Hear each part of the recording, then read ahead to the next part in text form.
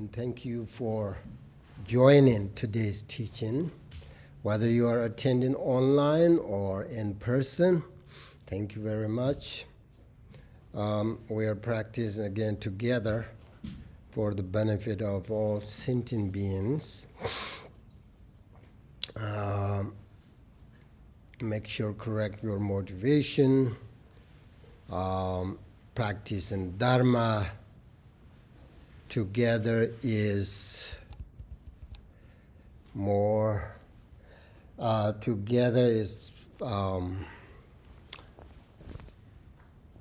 more beneficial, more effective, more profound than practicing alone. It's like a rope is much stronger than single string, right?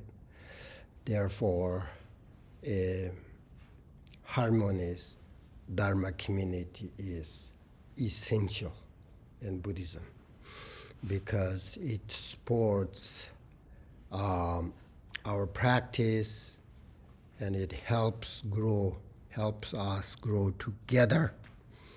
So harmony creates a space where everyone feels safe, supported, and inspired. So when we practice together in harmony, our collective energy merits become source of inspiration. So every effort you make in your practice is very meaningful. Your dedication strengthens not only your own practice, but the whole Dharma community and Sangha members. Even small step in the Dharma practice bring really great benefit. So harmonious Dharma Sangha community is precious. When we practice together with respect and kindness, then the Dharma teachings and practice benefits everyone. If the Dharma community is not harmonious, it creates very powerful negative karma that will be very, very difficult to purify for many, many lifetimes. When someone creates conflict or division, it does not harm only one individual, it disturbs everyone's practice. This is because receiving the Dharma teachings together creates a precious spiritual bond that connects everyone. And disharmony damages that connection. It goes against the very foundation of bodhisattva.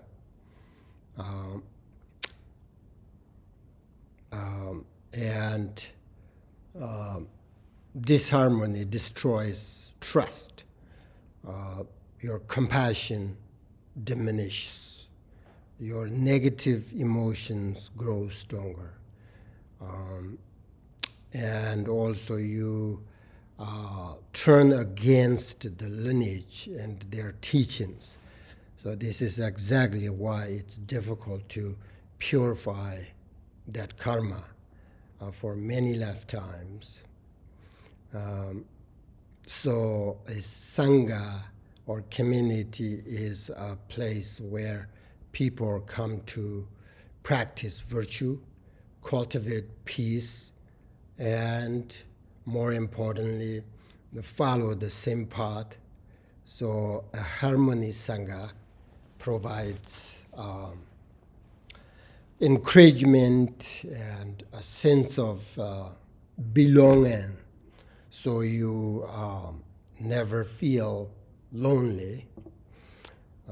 So in Buddhism, harmony is considered a very high virtue and practice. So it is a living example of the Dharma teachings. And harmony Sangha brings deep spiritual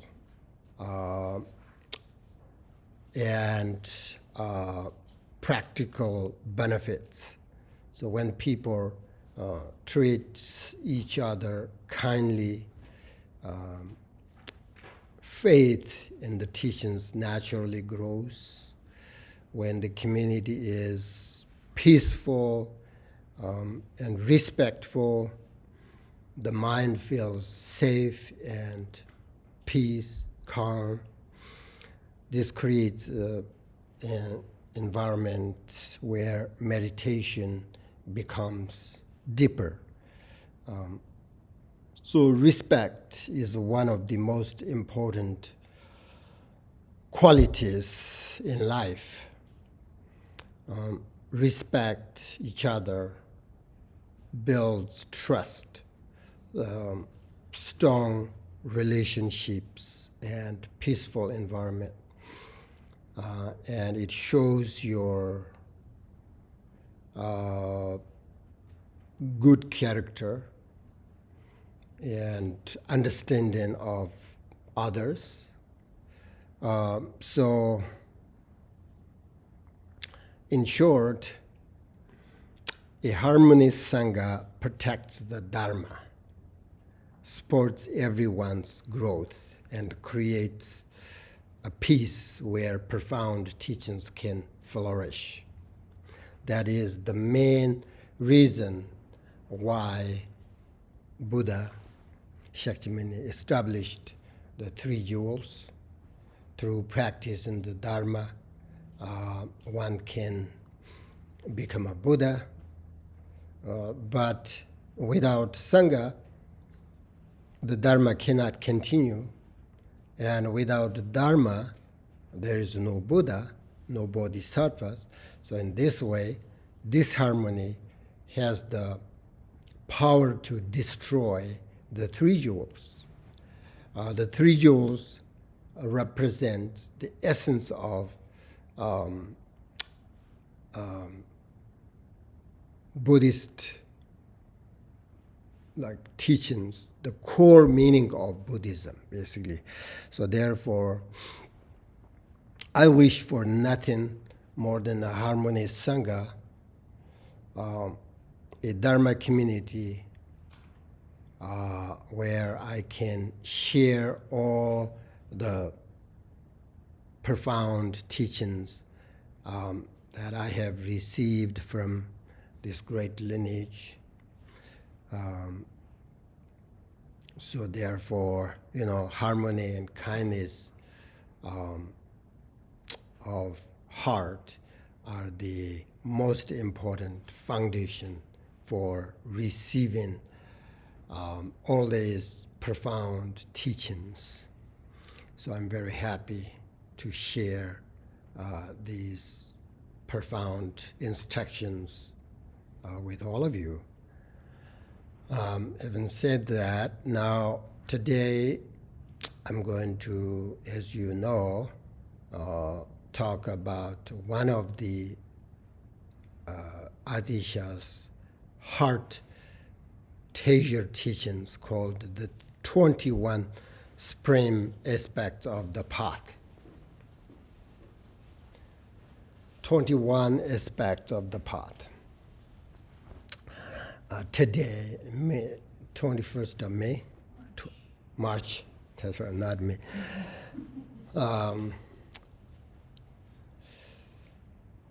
But before we start the teaching, it is important to remember to have Mahayana motivation and attitude, generating your love and compassion towards all sentient beings, and try to purify any negative intentions or just normal thoughts, whatever, and listen carefully the meaning of the teachings and keep the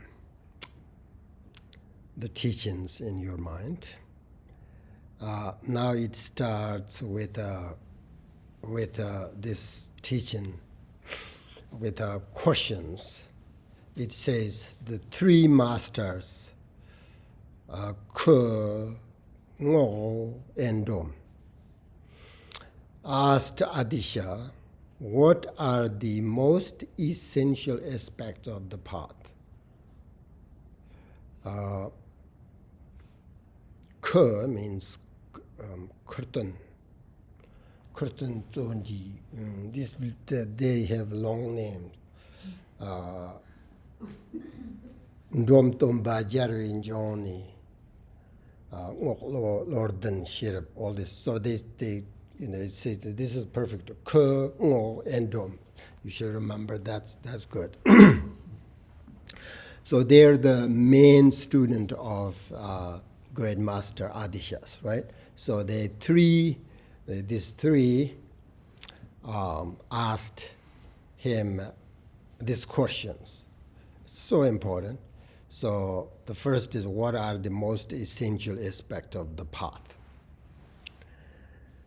So these three Tibetan, this Great Master, Ke, Ngok, and Dom, so they are associated with Atisha's lineage, right? And connected to the early Gardam master, the Gardam tradition.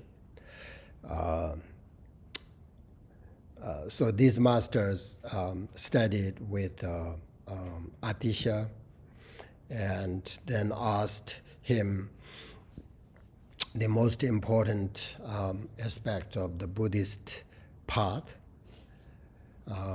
And their question becomes the gateway to Atisha's essential teachings and helps, introduce the core teachings of Mahayana practice. So when they asked him this question, Atisha responded, there are 21 essential practice. So basically, each of these students asked these questions and then give answer like 7 questions each. So it's totally like there are 21 essential practice. That's why it's called the 21 supreme aspects of the path. So these 21 Pith instructions from Atisha are the essence of Mahayana teachings, Mahayana path. And it is one of the principal teachings of the Gardam tradition and a foundation for later Tibetan Buddhism. So these 21 points sort of summarize the entire Mahayana path in very concise, practical, and accessible way. It's so important. So together they describe all the essential qualities a Mahayana practitioner must cultivate, because they condense the whole path into a short, this kind of list, 21. So they serve as a complete guide, sort of map, So Atisha's list is not just a Buddhist philosophy. It is a set of practical instructions for transforming the mind through practice Mahayana teachings. So each aspect shows what to meditate on, how to train the mind and how to correct distractions. So therefore, it really helps practitioners integrate contemplation, conduct, and motivation. The Buddha's teachings contains three major points, right? Discipline, meditation, and wisdom. So these can be developed through these Atisha's oral instructions because they emphasize the importance of bodhicitta, generating compassion, maintaining altruistic intention, and connecting your practice with the benefit of others. So this puts bodhicitta at the center of the path, which is the essence of Mahayana Buddhism. So these points also help prevent common mistakes, and they highlight the foundation of a practitioner's life. So these teachings help practitioners avoid pride or wrong motivations, wrong views,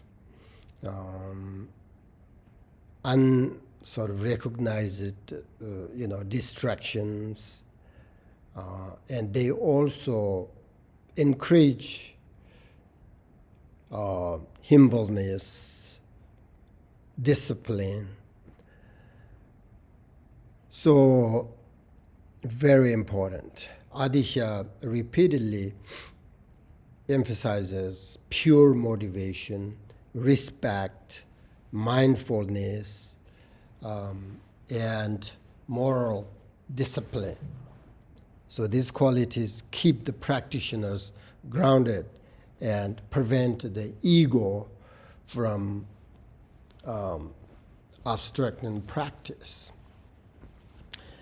And they inspire devotion and faith, which can bring deep meditation and make realization possible. So therefore, all of these are the foundational qualities for both beginners and advanced practitioners. So these 21 instruction points were composed over almost 1,000 years ago, right, Atisha? But still, they remain meaningful because they address universal aspect of the human mind. That means everyone and every practitioner can apply these instructions. So in short, these 21 supreme aspects of the path are important because they summarize the Mahayana path, as I said, and integrate compassion and wisdom. And they really offer practical guidance and the main foundation of the Mahayana path. And so therefore, they are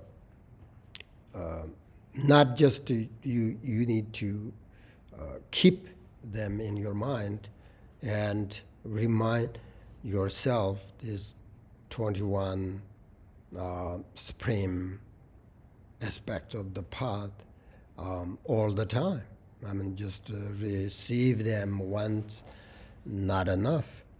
If you do that, they serve as a complete guide, sort of map of the spiritual journey.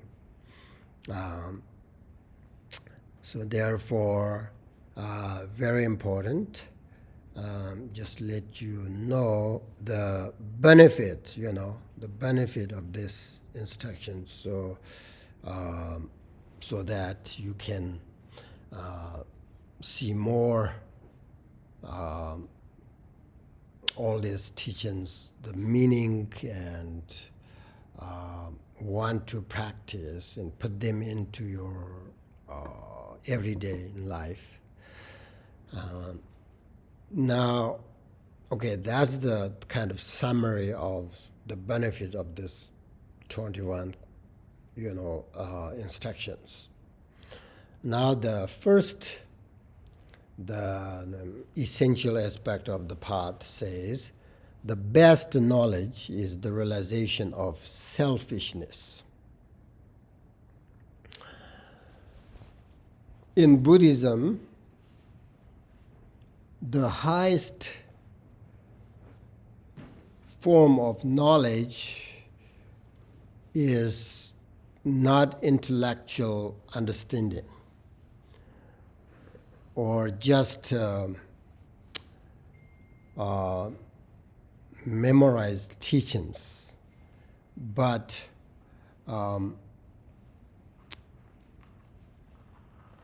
wisdom grounded in compassion and direct experience, not just conceptual understanding. It's like recognizing a dream as a dream while still within it. The highest wisdom is to directly perceive that the self we clinging to is an illusion.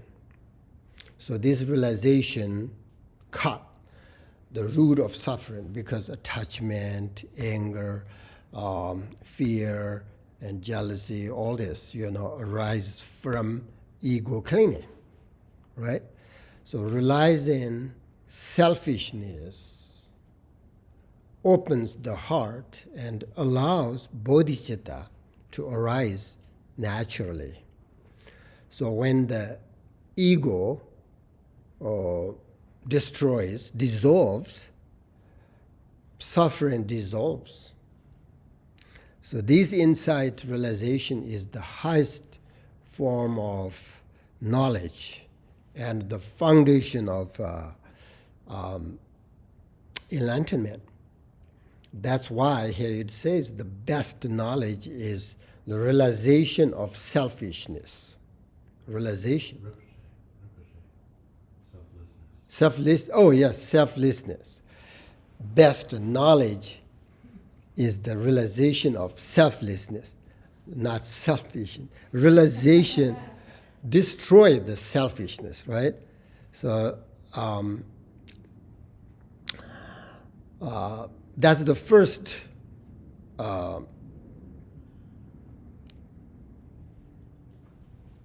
the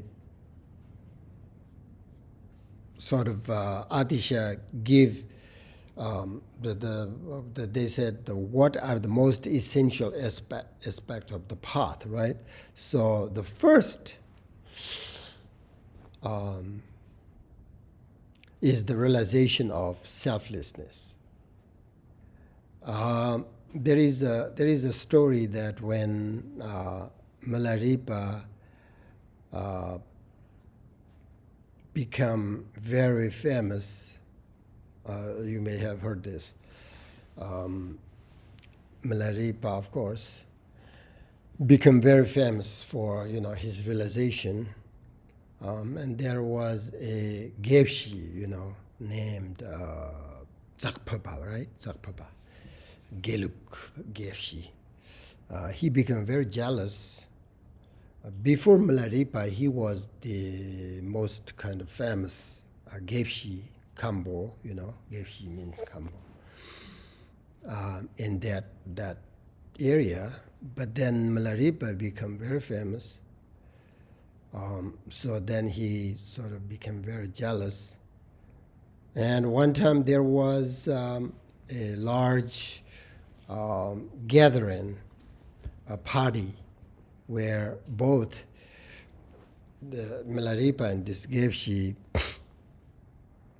invited, and then this Gevshi, his name is Tsakpaba, thought it was the perfect opportunity to prove that he was better than Milarepa, and he hoped to prove his knowledge so that people would respect him more than Milarepa.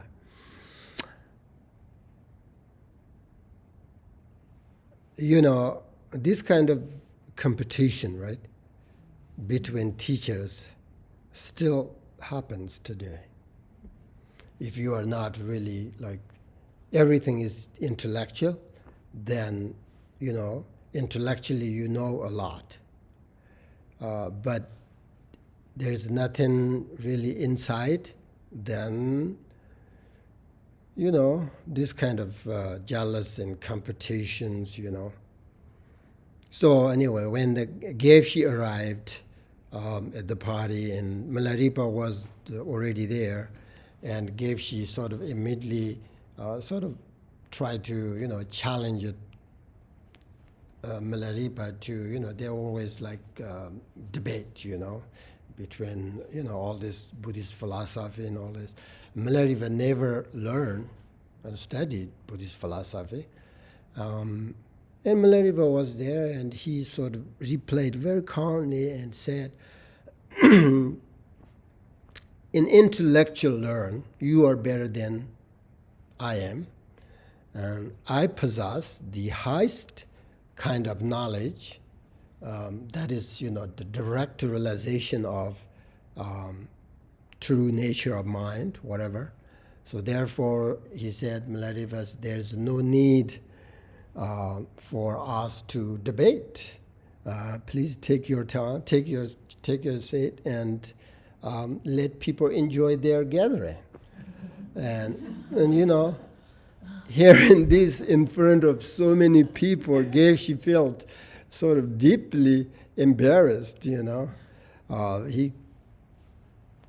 That's true. Intellectually he's better than Milarepa, but about the realization, just Milarepa he's the best. So,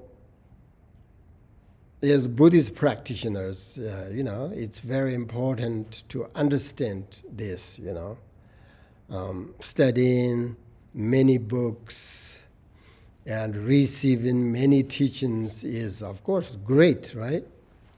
But if the knowledge remain only intellectual understanding, stays in the thinking mind, right? And dualistic mind, all this intellectual thinking, it does not transform the mind. So true Dharma practice is to change these habits, emotions, especially ego, ego cleaning. And knowing concepts like, attachment, impermanence, bodhicitta, or even like emptiness is not enough. We know that,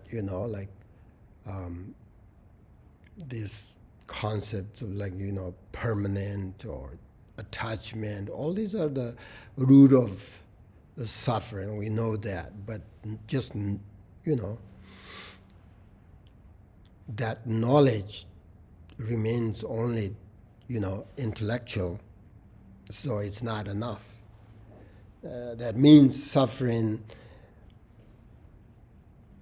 is still there. Suffering is reduced only when this knowledge becomes direct experience. And wisdom and compassion arise from meditation, not just from, reading books or receiving, hearing teachings. Sometimes knowing many teachings without humility only increase pride and arrogance. The ego says, I know more than these people. I'm the best. I'm better than others. Like Gyepshi, this Gyepshi Tsakpa I just mentioned. So this sort of attitude contradicts the essence of Dharma teachings. So, liberation comes from realization and seeing nature of mind and nature of all phenomena. So, therefore, just the knowledge alone cannot give that. And studying Dharma without meditation or practice is like reading a map, but never walking the path. So there is no experience. So what I'm saying is, so please put your knowledge into your meditation. You know a lot, it's enough, but it's not enough. Put them into your meditation. So that's the first. And the second essential aspect of the path says the best virtue is a tamed mind. Why is a tamed mind the best virtue? Because it prevents negative actions. A tamed mind is not controlled by anger, pride, jealousy, whatever. It is disciplined and stable, a mind that does not wander or get carried away by emotions, and a mind that sees things clearly without confusion. So when the mind is tamed, it naturally acts with kindness and wisdom. So there's no need to force good conduct, good behavior. When the mind is calm, you do not act out of anger or jealousy or, So all these qualities appear naturally when the mind is clear and calm. Without a tamed mind, even good actions can be mixed with ego and emotions. So therefore, the best virtue here refers to internal discipline. It creates a foundation for wisdom and compassion. And eventually, it leads to liberation. And liberation comes from wisdom and compassion, not just performing external good things, right? So if you tame your own mind through your meditation, you possess the highest virtue. A wild mind causes suffering. A tamed mind leads to peace and wisdom. That's why Buddhist teachings focus on the mind rather than external success or circumstances. That's why even with wealth, achievements, and success, a person can still be very unhappy, can be very restless and dissatisfied. For example, do you know why two people can have same external conditions, yet one is happy, one is unhappy, right? It's because their minds sort of interpret reality very, very differently. So in Buddhism, the mind is seen as the root of suffering. And the mind is also seen as the root of happiness, liberation. So therefore, in Buddhism, the mind creates the experience, either good or bad, not the external, not only the external objects. So real freedom is not found, according to Buddhism, not found outside. It is found by understanding the mind's nature and letting go of ego. So these are, internal realization, not external achievement. So when the mind is peaceful and kind, for example, relationships become very harmonious,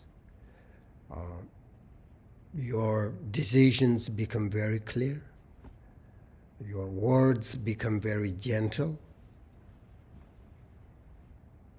When the mind is peaceful, your patience arises naturally, your actions become very skillful. Even small things bring joy and contentment. Then, life feels meaningful, and then all these sort of challenges turn into great opportunities. So, by training the mind, we, through meditation, not just understand a lot, then we improve both our inner and outer life. So that's why he said, Atisha said, the best, the virtuous, tamed mind is the best virtuous in Buddhism. So in short, in Buddhism, a peaceful mind is the highest virtue because it removes the root of cause of suffering, unhappiness, and allows wisdom and compassion to arise naturally. So therefore, Buddhism considers inner success to be more important than outer success. That's why it says the best virtue is a tamed mind. In order to tame our mind, we need to practice, meditate, and these important teachings, okay? I'm going to